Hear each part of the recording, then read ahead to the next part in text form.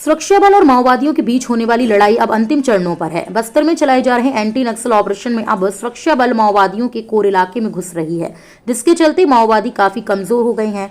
Bastar IG ने दावा किया है कि अब माओवादियों से जो लड़ाई हो रही है वह अंतिम लड़ाई है। साथ ही कहा कि माओवादियों के बड़े लीडरों की मौत के बाद संगठन पूरी तरह से बिखरा हुआ है और दंडकारण्य क्षेत्र में कुछ बचे लीडर ही नक्सल संगठन को संभाल रहे हैं।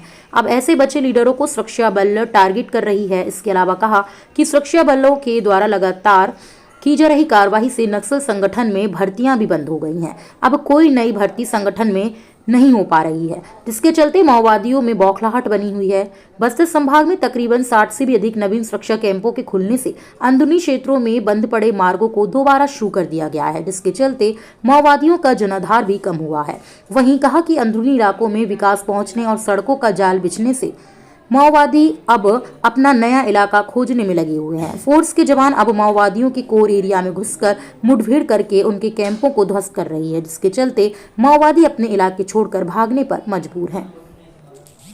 जगदलपुर से ब्यूरो चीफ अनिल राव की रिपोर्ट।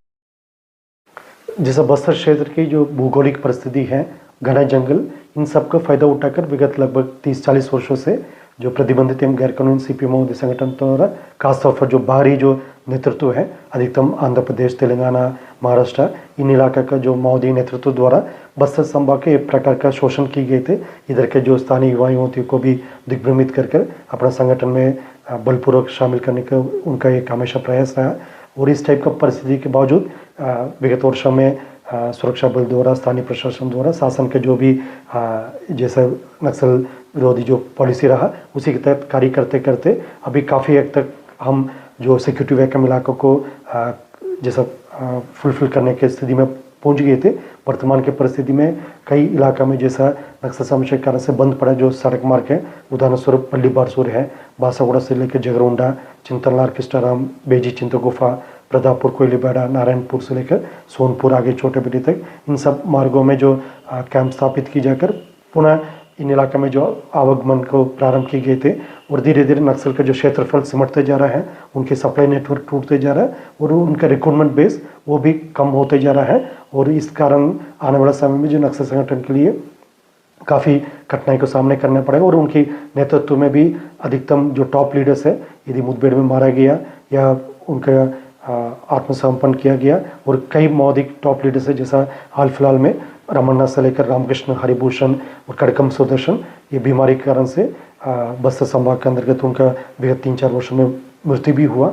इस प्रकार परिस्थिति में माओवादी संगठन काफ़ी अभी एक डिप्लीटेड स्ट्रेंथ में चल रहा है। और जिस तरीके से सुरक्षा बल और लोकल प्रशासन का जो कार्रवाई है, जो शासन के दिशा निर्देश में, उसी हिसाब से आने वाला बहुत जल्दी नक्सल समस्या का समाधान मिलेगा और नक्सल संगठन का खात्मा भी होगा। क्षेत्र की जनता भी यही चाहता है, क्योंकि इतना वर्षों से माओवादी संगठन द्वारा उन्हें एक प्रकार का शोषण की गए थे और उनका अनेक प्रकार का तकलीफ उठाना पड़ेगा। प्रतिवर्ष अभी हाल फिलहाल में 40 से अधिक जो सिविलियंस हर वर्ष जो नक्सल हिंसा में उनका नुकसान होते हैं, पूर्व में उसकी संख्या और भी ज़्यादा थे।